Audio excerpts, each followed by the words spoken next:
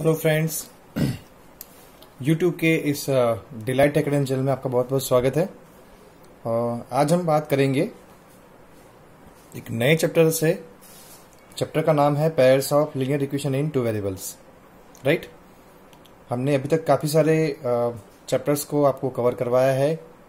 हमारे चैनल का जो प्लेलिस्ट है आप चेक कर लीजिए। क्लास 10 आपको बहुत सारे चैप्टर्स मिल जाएंगे।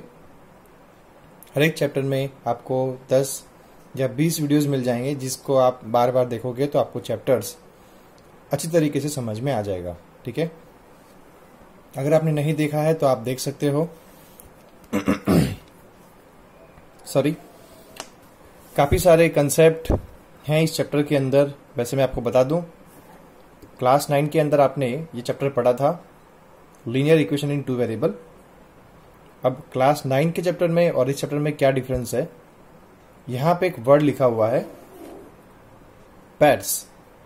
इट मीन्स क्लास 9 के अंदर आपने एक ही इक्वेशन देखी थी, ax plus B Y plus C is equal to 0, जिसमें आप x की वैल्यू रखते थे और y की वैल्यू मिलती थी, और आपने x और y को आप ग्राफ के ऊपर दिखाते थे। ये करीबन आपका चैप्टर 3 या 4 था, आपने देखा होगा।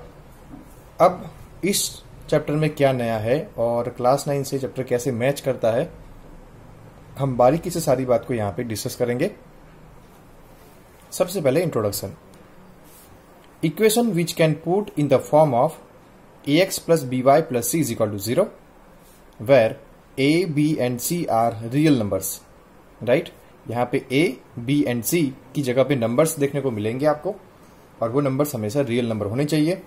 साथ में a is equal to b is equal to c, never equal to 0। यहां पे a, b और c 0 नहीं हो सकते। साथ में and x and y are two variables, क्योंकि नाम ही है टू वेरिएबल्स, तो टू वेरिएबल्स तो डेफिनेटली आपको देखने को मिलेंगे। अब note, every value of x and y lie on graph. ठीक है, यहां पे आपको x और y की डिफरेंट वैल्यूज मिलेगी, और आप उन वैल्यू को ग्राफ के ऊपर भी शो कर सकते हो। ठीक है, meaning of pairs of linear equation, format देख लीजिए आप कैसे रहेगा। a1x plus b1y plus c1 is equal to 0 and a2x plus b2y plus c2 is equal to 0।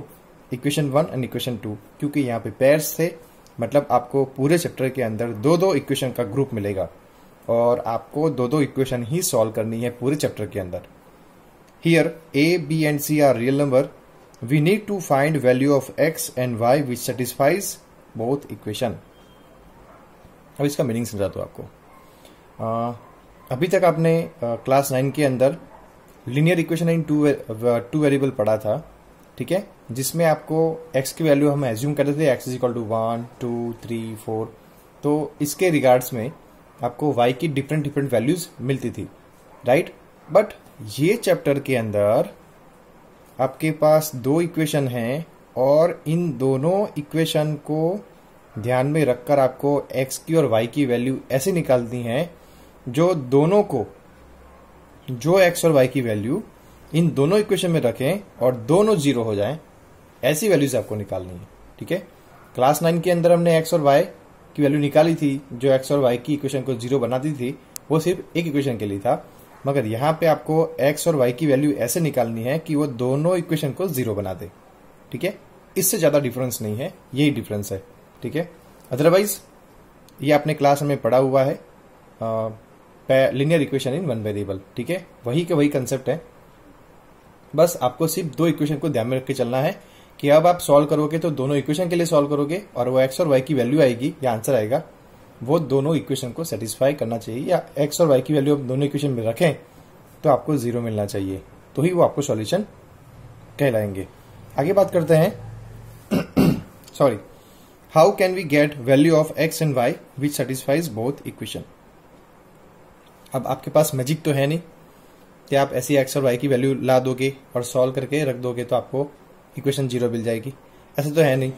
इसलिए काफी सारे लोगों ने इसके पीछे रिसर्च किया हुआ है, और हमारे पास टोटल 5 डिफरेंट मेथड्स हैं, और इसीलिए ये 5 मेथड होने की वजह से ये चैप्टर काफी बड़ा है। इसमें आपको करीबन 6 एक्सरसाइज देखने को मिलेगी, और ये 5 मेथड हैं, इसीलिए ये चैप्टर थोड़ा लंबा हो जाएगा। ये 5 मेथड कौन कौन सी मैं आपको बता दूं, जिससे आपको एक्स और वाई की वैल्यू मिलेगी जो करीबन दोनों इक्वेशन को 0 बनाएगी। ठीक है, क्योंकि हम जो वैल्यू एक्स यहाँ पे रखेंगे वही वैल्यू को यहाँ पे रखने से ये दोनों क्या हो जाएंगे, 0 हो जाएंगे, या फिर जो वैल्यू वाई यहाँ पे रखेंगे वही वैल्यू वाई यहाँ पे रखने से दोनों इक्वेशन 0 हो जाएंगे। ठीक है, अभी देखो फर्स्ट मेथड है ग्राफिकल मेथड, जो मैं आपको पार्ट 2 में डिस्कस करूंगा। सेकेंड है एल्जेब्रिक मेथड, जिसमें फर्स्ट है सब्स्टिट्यूशन मेथड, सेकेंड है एलिमिनेशन मेथड एंड थर्ड है cross multiplication method, right. And third है रिड्यूसिंग मेथड। अब ग्राफिकल मेथड ये अपने आप में एक बड़ा टॉपिक है, रिड्यूसिंग मेथड भी अपने आप में बड़ा टॉपिक है, और एल्जेब्रिक मेथड है जिसमें 3 डिफरेंट मेथड्स हैं, substitution method, elimination method and cross multiplication method.